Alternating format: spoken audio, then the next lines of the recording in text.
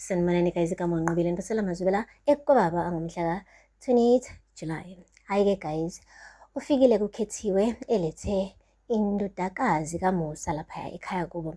Uthe nje esathi uyaxoxa nayo umambokazi kwabe kuqhamuka-ke uZwelakhe ehla kuma-stairs guys egqoke igawuni ebuka wonke umuntu endlini ngokunyanya. Hhayi-ke yena kakhulukazi-ke umambokazi uthe mehlanganisa amehlo noZwelakhe wabona ukuthi hhayi ngeke indodana yakhe iyamzonda iminyanya straight guys. Hhayi akupheli-ke lapho. Uthe ukhethiwe benoMusa sebephumele ngaphandle egcekeni wahamba kuZwelakhe wayakubona wababingelela. Hhayi uMusa wathi hawu sawubona uyaphila kodwa nkosana yale khaya. Hhayi nangampela avuma uZwelakhe athi lalelani la, namhlanje kuzofika abantu be-life insurance. Ngizama ukuthi ngimfake kuma-life insurances nje njengamanje manje bazofika bezokwenza ama-blood test. Hayibo ukhethiwe wathi hayibo abantu be-insurance wena usuthatha umshwarensi manini? Wathi hhayi ngibona sekuyisikhathi esi-right ukuthi nginifake under ipholisi ye-life insurance. Manje nizofika yini ofisini namhlanje? Athi ukhethiwe mina ngizobe ngibhizi kodwa ngizozama ukwenza isikhathi. Athi-ke noMusa hhayi nami ngizompintsha 5 minutes ngifike. Athi good ngizonibona khona-ke ofisini. Waqede wahamba. Uthe sihambile waphinde wabuza uMusa ukuthi hayibo uyafa yini uZwelakhe wasesifaka manje kuma-insurances yini inkinga yakhe? Athi ukhethiwe wena thula uyawudinga kabi lo mshwarensi. Okokuqala awusebenzi futhi uzalisa yonke indawo, iy'ngane zakho zizolamba mengakufaki uZwelakhe kwi-insurance. Hey guys, uhambile-ke uZwelakhe wale emsebenzini wasebenza nje njengenjwayelo. Kanti-ke kuzobe sekufika qathatha uma wakhe umambokazi. Ufike edabukisa Nkosi yami ubona ukuthi hayi cha uphatheke kabi ukuthi indodana yakhe ayimkhulumisi, bezobutuza amakabade. Uthe mengena-ke wathi indodana uyaphila? Wabona ukuthi nje uquma amehlo uZwelakhe wangasukuma ngisho ukusukuma phansi. Wathi yebo ngiyaphila. Wathi indodana yami uhlezi ukhuluma nami yonke into, kwenze njani? Wathi mhlasimbe mama ngase ungitshele nje iqiniso lonke kungangcono. Wathi ufuna iqiniso lini? Wathi iqiniso lonke ma mayelana ne-past yakho. Wathi yini le oyifunayo kwi-past yami?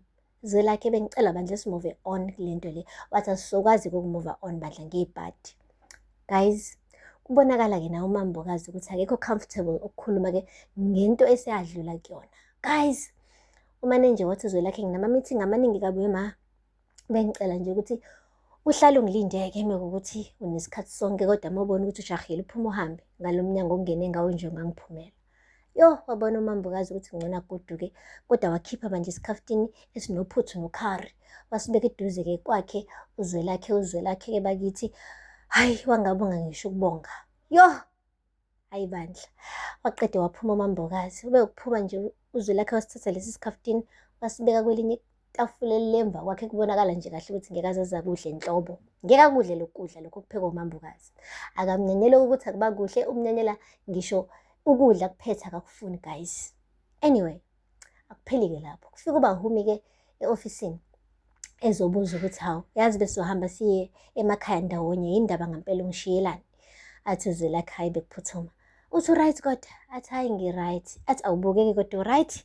Wathi wemama Mtongi bengicela ungithembise into eyodwa. Wathi isho ufuna kuthembiseni? Wathi ngicela ungangishiyi. Wathi hayibo ngizobe ngikushiyelani?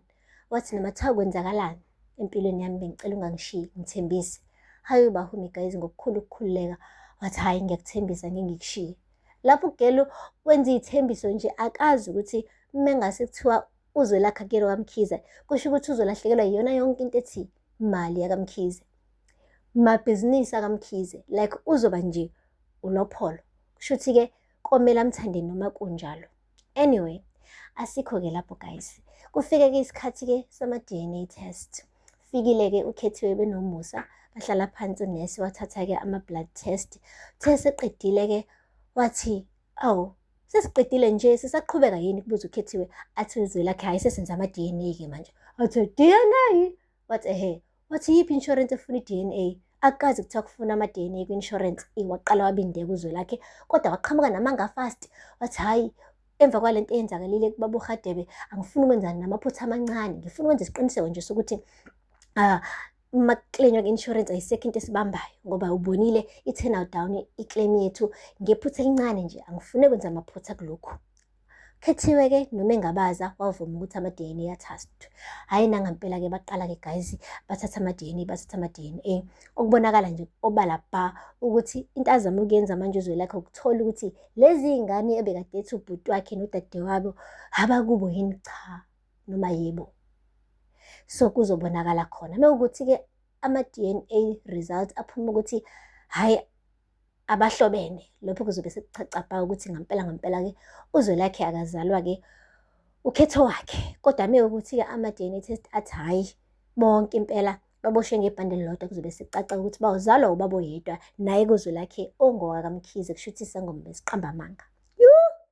Hhayi, I can't wait for ama-results ukuthi-ke abuye guys, and I promise nizokwazi nani as soon as nje iy'ndaba vela, hhayi impela amazwibela azobe niphathele ama-results. Guys, akupheli-ke lapho. Shuthi-ke ubhuti lo wesithuthuthu uMandla phela ubona uMahumi ejima laphaya e-playground, wahlaba isithuthuthu waqonda khona. Lapho guys utshelwe kahle ukuthi une-restraining order, akumelanga asondele nhlobo eduze kaBahumi, ngisho 500 meters akekho allowed to come close to her. Hhayi-ke ubhuti wayibreaka-ke leyo restriction, wangena qathatha e-playground. uBahumi umane wathuka wakhipha amehlo membona waqalaza yonke indawo ukuthi hayi bo, nangibonisa yini ubani lo qhamuka eduze kwami. Athi uMandla sawubona uyaphila kodwa, athi hayi bo, suka la eduze kwami. Athi kanjani manje, kumele sixoxe. Wathi hayi bo, ngithe suka manje eduze kwami, angithi ngikufake i-restraining order manje waye usondele eduze kwami. Athi yabona yona yonke le nto le engixakayo, usuyangisaba yini Bahumi? Angithi mina nawe siyathandana, hawu ngizolungisa izinto la. Athi yabo ngizoskrima. Wathi uskrime? Sengisilwane yini Bahumi? uMandla guys, hey amane athi kulungile ngizosuka. Abehamba uBahumi wagijima wotshela abazali ukuthi nasi isitoka sesingifikela ngisho ngisejimini. Ubaba kaBahumi kwathi akahlanye ngekhanda, wathi yabona kayisadinga amaphoyisa le. Lo mfana meqa umthetho wamaphoyisa kusho ukuthi udinga mina. Ngizobiza nobhuti bami, sizomhlanganyela lo mfana uzowuthola kahle, uzowukhomba umuzo notshwala. Uqale wayeyela yedwa kubaba kaBahumi, wafika wamklinya uMandla wathi ufuna ntoni kwindodakazi yami? Athi hayi baba mina ngimenzanga lutho. Wathi ufuna ukulimaza indodakazi yami? Wathi angisoze ngamlimaza, mina uBahumi ngiyamthanda, futhi mina abantu besifazane angibahlukumezi, ngizonda ngisho abantu ababahlukumeza abantu besifazane. Lalela la, meke nje ngakuphinde ngakubona useduze kwendodakazi yami ngizokubulala finish mina ngizothi ngithini ngana. Wathi yebo baba. Waqeda wabuyela endlini wathi bataba bami, nkosikazi wami, ngifuna nazi ukuthi as long as ngisaphila akukhona noyedwa umuntu ozongihlukumeza. Hey sesingcwaba inqwaba yey'ngane la ngaphandle zishawa i-GBV. Hhayi amadodakazi soze athinta umuntu. Yinini enizongcwaba mina sengimdala sengiyikhehla. It's not gonna be another way around. As long as ngisaphila ngizonivikela. Nangizothi ngithini kunina? Yebo baba. Niyangizwa? Yebo baba. Yo guys, kunzima uba umzali. Anyway, akupheli-ke lapho. Nangu-ke uma kaMhlaba ube ukuzwa phela ukuthi uMhlaba uzothola umsebenzi omusha, uzobe u-project manager. Hhayi unkosikazi kaMhlaba wathi bephume-ke manje iqhuzu bayohlala kwi-backroom. Kwabuyithele angazi ngani guys, ngoba umane nje wathi uma kaMhlaba nakamhlola yami indodana ingaphuma la endlini ikhishwe wena noNkroyi. Uma ukuthi ufuna ukuhamba le khaya hamba, ushiye indodana yami ngemuva, sizama ukulungisa izinto thina ezomndeni. Usufuna ukuthatha indodana yami manje uyikhiphe le khaya uyoyihlalisa kwi-backroom. Ayi guys, Nelisiwe-ke acasuka ukuthi lo mama lo usemendleleni yakhe futhi. Uhambile-ke futhi lo mama wayale kuKhethiwe wathi wena hlukana nendaba zakwami. Umtshelelani uNelisiwe ukuthi kukhona indlu ekwi-backroom ongase umzamele yona. Athi hayi bo, uyena wafika azongicela athi ngithe phuma endabeni zasemzini wami.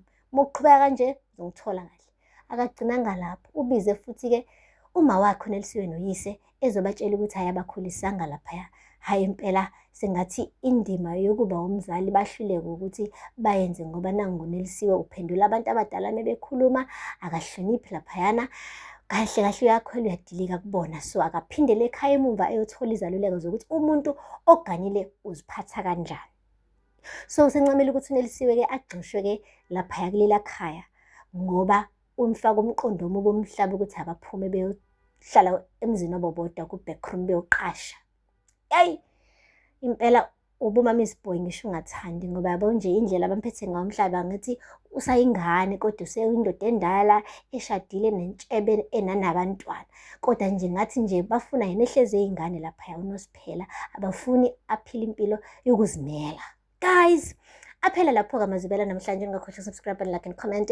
Until next time, bye.